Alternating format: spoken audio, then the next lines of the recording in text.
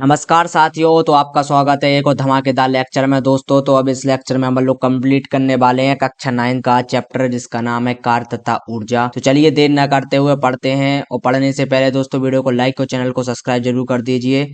तो चलिए बढ़ते हैं आगे की तरफ। दोस्तों इस लेक्चर में अपन लोग कंप्लीट करने वाले हैं। तो चलिए बढ़ते हैं आगे की तरफ और पढ़ लेते हैं दोस्तों यांत्रिक ऊर्जा के प्रकार, टाइप्स ऑफ मैकेनिकल एनर्जी। दोस्तों इसमें क्या पढ़ने वाले हैं अपन लोग, चलिए समझ लेते हैं कि यांत्रिक ऊर्जा के प्रकार, टाइप्स ऑफ मैकेनिकल एनर्जी क्या होता है क्या नहीं होता। दोस्तों यांत्रिक ऊर्जा वह ऊर्जा है, क्या है दोस्तों, वह ऊर्जा है जो किसी वस्तु के गति मतलब गतिज ऊर्जा और स्थिति मतलब स्थितिज ऊर्जा के कारण उत्पन्न होती है। दोस्तों मतलब क्या होता है इसका, काइनेटिक एनर्जी प्लस स्थितिज एनर्जी मतलब कि स्थितिज ऊर्जा, kinetic energy plus potential energy को मिलाकर अपन लोग क्या बोलेंगे दोस्तों, मैकेनिकल एनर्जी। एक प्रकार की क्या है दोस्तों, मैकेनिकल एनर्जी है, मतलब यांत्रिक ऊर्जा है। यांत्रिक ऊर्जा दो प्रकार की होती है दोस्तों मुख्य रूप से। पहला होता है गतिज ऊर्जा जिसको काइनेटिक एनर्जी भी बोला जाता है। क्या बोला जाता है, काइनेटिक एनर्जी, जिसको शॉर्ट फॉर्म में केई के द्वारा लिखा जाता है। गतिज ऊर्जा उस ऊर्जा को कहते हैं जो किसी वस्तु के गति के कारण क्या होती है दोस्तों, उत्पन्न होती है। जब कोई वस्तु गति करती है तो उसमें कौन सी ऊर्जा आती है दोस्तों, गतिज ऊर्जा। जैसा कि दोस्तों उसका नाम है गतिज ऊर्जा।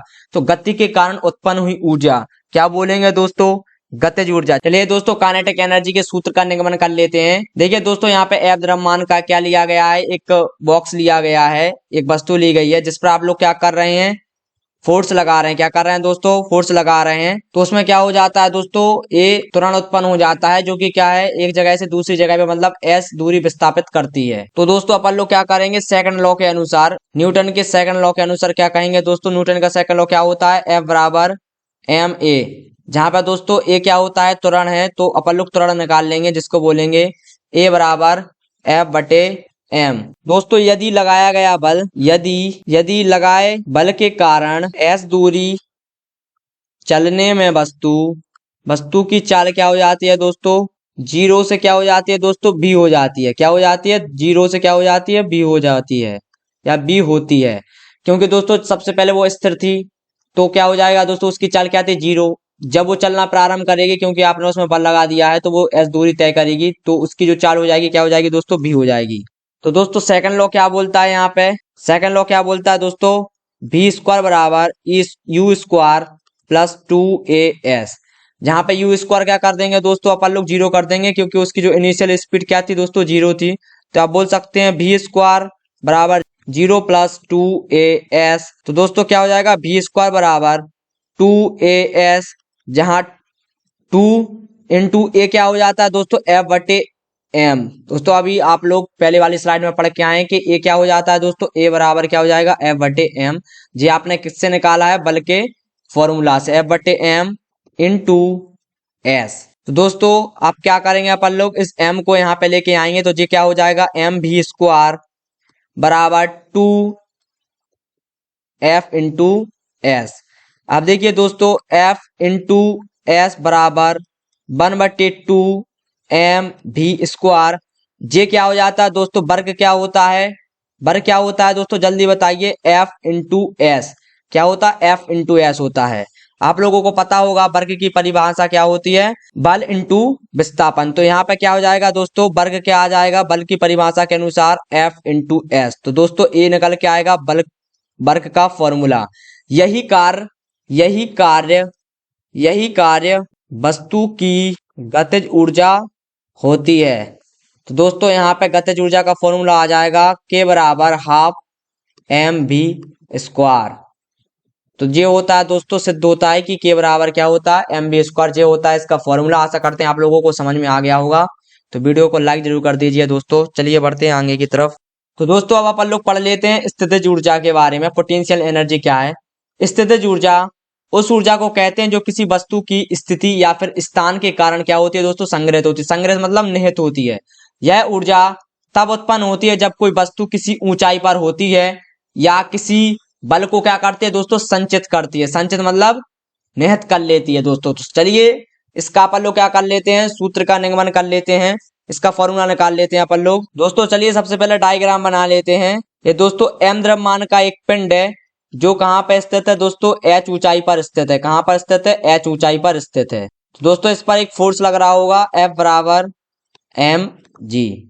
ये क्या हो जाएगा दोस्तों, पृथ्वी का तल। ये क्या है दोस्तों, पृथ्वी का तल है। तो दोस्तों सबसे पहले अपन लोग क्या करेंगे, इसका कार्य निकालेंगे। तो कार बराबर क्या हो जाता है दोस्तों, F इंटू एस। क्या हो जाता है, F इंटू एस। दोस्तों यहाँ पे फोर्स क्या लग रहा है, जल्दी बताइए, फोर्स क्या लग रहा है, mg।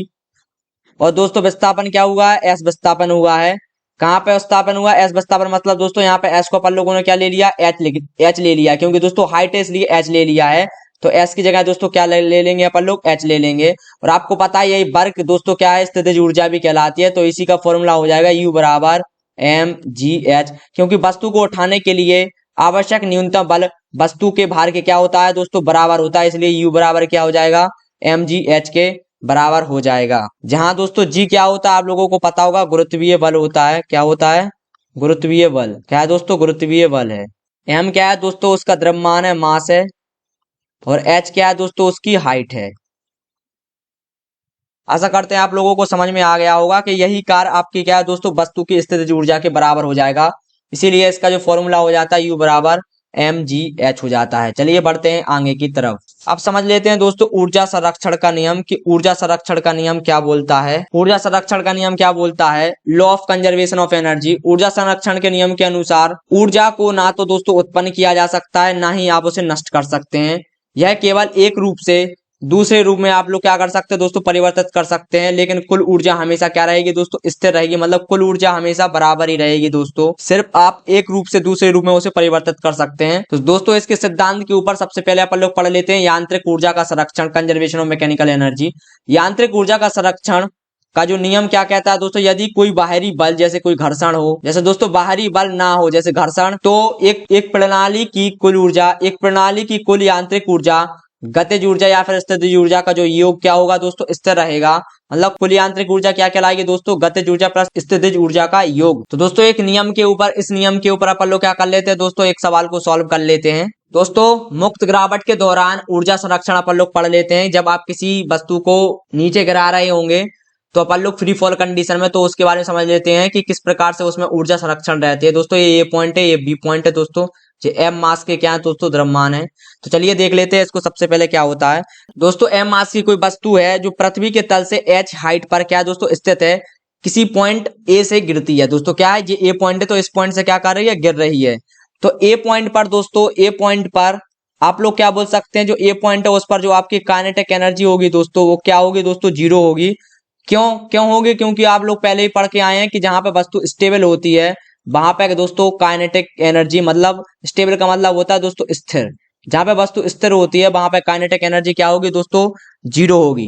तो दोस्तों जो ए पॉइंट पर आप लोग बोल सकते हैं कि जो ए पॉइंट पर जो स्थितिज ऊर्जा होगी दोस्तों, यू होगा, वो क्या होगा, एम जी एच। क्योंकि दोस्तों आप लोग पिछली स्लाइड में पढ़ के आए हैं कि जहां पे स्थिर वस्तु में जो उत्पन्न ऊर्जा होती है उसको अपन लोग स्थितिज ऊर्जा बोलते हैं, जो किसके बराबर होगा, एम जी एच के। तो दोस्तों ए पॉइंट पर आप लोग कह सकते हैं कि ए पॉइंट पर जो टोटल एनर्जी होगी, जो टोटल एनर्जी होगी दोस्तों, वो किसके बराबर होगी, ई ए बराबर, ए पॉइंट की एनर्जी बराबर kinetic energy plus potential energy. तो काइनेटिक एनर्जी दोस्तों क्या है, जीरो है, प्लस पोटेंशियल एनर्जी किसके बराबर दोस्तों, एम जी एच के।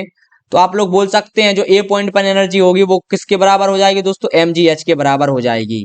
तो दोस्तों ए आ जाएगा आपका ए पॉइंट पर, ए पॉइंट पर एनर्जी का मान आ जाएगा दोस्तों किसके बराबर हो जाएगा, एम जी एच के। चलिए आप अपन लोग बी पॉइंट पर देख लेते हैं। तो दोस्तों कोई वस्तु है, कोई वस्तु बी तक क्या है दोस्तों, एक्स दूरी तय कर रही है। ये वस्तु दोस्तों बी पॉइंट तक एक्स दूरी तय करके आई है। एक्स दूरी क्या कर चुकी है दोस्तों, एक्स दूरी तय कर चुकी है। तो बी पर दोस्तों, बी पर इस वस्तु का जो वेग होगा दोस्तों वो क्या हो जाएगा, भी हो जाएगा। क्या हो जाएगा, भी। तो आप लोग कह सकते हैं थर्ड लॉ के अनुसार, न्यूटन के थर्ड लॉ के अनुसार क्या बोल सकते हैं, थर्ड लॉ के अनुसार आप लोग बोल सकते हैं, थर्ड लॉ के अनुसार आप लोग बोल सकते हैं कि जो भी स्क्वायर बराबर you square plus 2g, H की जगह आप लोग क्या कर लेंगे दोस्तों, एक्स कर लेंगे, क्योंकि एच की जगह यहाँ पे एक्स दिया है। तो आप लोग भी क्या कर लेंगे दोस्तों, क्या कर लेंगे, जल्दी बोलिए, क्या कर लेंगे, एक्स की जगह, एच की जगह एक्स कर लेंगे। दोस्तों सबसे पहले वस्तु क्या थी दोस्तों, स्थिर थी, इसलिए यू बराबर क्या हो जाएगा, जीरो हो जाएगा।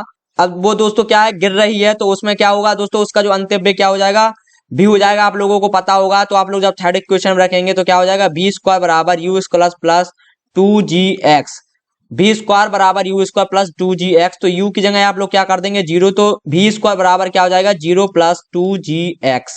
तो आप लोग बोल सकते हैं कि भी स्क्वायर बराबर क्या आ जाएगा, 2gx के बराबर आ जाएगा। तो भी पर दोस्तों जो काइनेटिक एनर्जी होगी, जो भी पर काइनेटिक एनर्जी होगी वो क्या हो जाएगा दोस्तों, काइनेटिक एनर्जी बी पॉइंट पर हाफ एम बी स्क्वायर, आप लोगों को पता होगा। तो आप यहाँ पे क्या रखेंगे, भी का मान रखेंगे दोस्तों, भी स्क्वायर का मान रखेंगे, तो आप बोल सकते हैं के बी बराबर हाफ एम भी का मान क्या हो जाएगा दोस्तों, 2gx। अब यहाँ से दोस्तों 2 से 2 कटेगा, तो जो काइनेटिक एनर्जी होगी दोस्तों बी पॉइंट पर वो क्या आ जाएगी, mgx के बराबर आ जाएगी। क्या आ जाएगी दोस्तों, mgx के बराबर आ जाएगी। वहीं पर दोस्तों बी पॉइंट पर जो आपकी पोटेंशियल एनर्जी होगी दोस्तों वो किसके बराबर आ जाएगी, क्योंकि आपको नीचे से लेना है, तो दोस्तों क्या हो जाएगी, इसकी दूरी h माइनस एक्स हो जाएगी। तो आप बोल सकते हैं, क्या बोलेंगे, mg, और दोस्तों x की जगह क्या रखें, x की जगह क्या रखेंगे आप, h माइनस एक्स, क्या रखेंगे, h माइनस एक्स।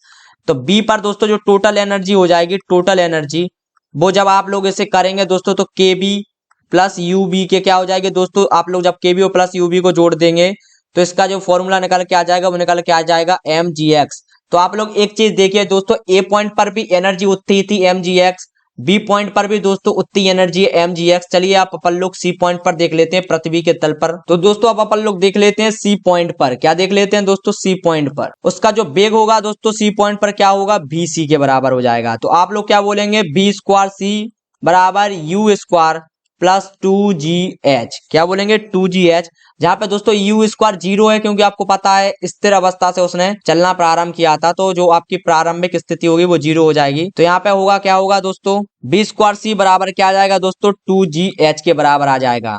अब अपन लोग दोस्तों इसकी काइनेटिक एनर्जी निकालेंगे, तो क्या होगी, हाफ एम बी सी का होल स्क्वायर, आप लोगों को पता होगा। तो जो के सी आएगा दोस्तों हाफ एम, और जो है क्या है दोस्तों, बीसी का मान रख देंगे अपन लोग, तो क्या आएगा, 2gh, तो 2 से 2 कट जाएगा दोस्तों, तो यहाँ पे जो केसी का मान आ जाएगा, क्या आ जाएगा, mgh के।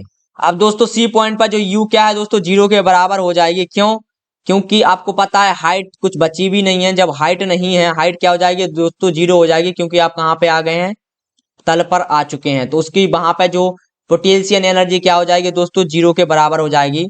तो सी पॉइंट पर आप लोग टोटल एनर्जी बोलेंगे कि टोटल एनर्जी कितनी है सी पॉइंट पर, टोटल एनर्जी कितनी है दोस्तों सी पॉइंट पर, तो आप बोल सकते हैं ईसी बराबर के सी प्लस यू सी। तो क्या हो जाएगा दोस्तों, के सी कितना है, mgh, और दोस्तों यूसी कितना है दोस्तों, यूसी कितना है 0। तो ये देखिए दोस्तों सी पॉइंट पर भी कितनी एनर्जी आती है, mgh के। आप लोगों ने देखा दोस्तों कि हर जगह एनर्जी क्या हो रही है दोस्तों, mgh ही आ रही है। मतलब आप जब ए पॉइंट पे हो, चाहे बी पॉइंट पर हो, चाहे सी पॉइंट पर हो, आपकी जो एनर्जी है दोस्तों क्या होगी, एक रूप से दूसरे रूप में कन्वर्ट हो रही है, लेकिन एनर्जी आपकी उतने ही की उतनी ही है। तो आप लोगों का ये रहा दोस्तों इस चीज का उदाहरण। तो दोस्तों चलिए बढ़ते हैं आगे की तरफ और देख लेते हैं ऊर्जा का रूपांतरण किस किस रूप में आप लोग कर सकते हैं। ट्रांसफॉर्मेशन ऑफ एनर्जी, ऊर्जा के विभिन्न रूप एक दूसरे में परिवर्तित हो सकते हैं, इसे ऊर्जा का परिवर्तन कहते हैं। रासायनिक ऊर्जा से आप लोग विद्युत ऊर्जा में परिवर्तित कर सकते हैं, जैसे बैटरी में रासायनिक ऊर्जा को आप लोग क्या करते हैं दोस्तों, विद्युत ऊर्जा में परिवर्तित कर लेते हैं, जैसे सेल फोन चार्ज करना। अगला उदाहरण है दोस्तों, विद्युत ऊर्जा से आप लोग यांत्रिक ऊर्जा में परिवर्तित कर लेते हैं, पंखा चलने पर विद्युत ऊर्जा यांत्रिक ऊर्जा में परिवर्तित हो जाती है। मोटर का दोस्तों पंखा है इसका एग्जाम्पल। सौर ऊर्जा से आप लोग क्या करते हैं दोस्तों, विद्युत ऊर्जा में परिवर्तित करते हैं, जैसे सोलर पैनल, जैसे सूर्य की किरणों से आप लोग क्या करते हैं दोस्तों, विद्युत बना लेते हैं। उदाहरण क्या है दोस्तों, सोलर लाइट। विद्युत ऊर्जा से आप लोग ऊष्मीय ऊर्जा में कन्वर्ट कर लेते हैं, जैसे हीटर हो गया दोस्तों, गीजर हो गया, उसमें विद्युत ऊर्जा को आप लोग क्या करेंगे, ऊष्मीय ऊर्जा में बदल लेते हैं दोस्तों, जैसे कि हो गया दोस्तों रूम हीटर। अगला उदाहरण है स्थितिज ऊर्जा से गतिज ऊर्जा में। जब कोई वस्तु ऊंचाई से गिरती है तो उसकी स्थितिज ऊर्जा गतिज ऊर्जा में दोस्तों क्या बदल जाती है। इसका एग्जाम्पल अभी हाल मैंने आपको पिछली वाली स्लाइड में करवाया है। उदाहरण पानी के बांध से टरबाइन चलाना दोस्तों, इसका एक एग्जाम्पल है। गतिज ऊर्जा से विद्युत ऊर्जा दोस्तों, टरबाइन की गति से विद्युत ऊर्जा उत्पन्न होती है, इसका दोस्तों एक एग्जाम्पल हो जाता है जल विद्युत षड्यंत्र है दोस्तों। उदाहरण ऊष्मा ऊर्जा से यांत्रिक ऊर्जा, ऊष्मा ऊर्जा से यांत्रिक ऊर्जा में कन्वर्ट करना। इंजन में दोस्तों ईंधन की ऊष्मीय ऊर्जा को यांत्रिक ऊर्जा पे आप लोग क्या करते हैं दोस्तों, कन्वर्ट करते हैं। उदाहरण हो गया वाहन का इंजन दोस्तों। आशा करते हैं आप लोगों को समझ में आ चुका होगा, तो वीडियो को लाइक जरूर कर दीजिए दोस्तों। यहीं पर पूरा चैप्टर कंप्लीट होता है। आशा करते हैं आप लोगों को पूरा चैप्टर समझ में आ चुका होगा। तो जल्दी से जल्दी सब्सक्राइब कर दीजिए, चैनल को अपने दोस्तों के साथ शेयर कर दीजिए, जल्दी से जल्दी बन के सब्सक्राइबर करवाइए दोस्तों। मिलते हैं अगली वीडियो में, बाय बाय।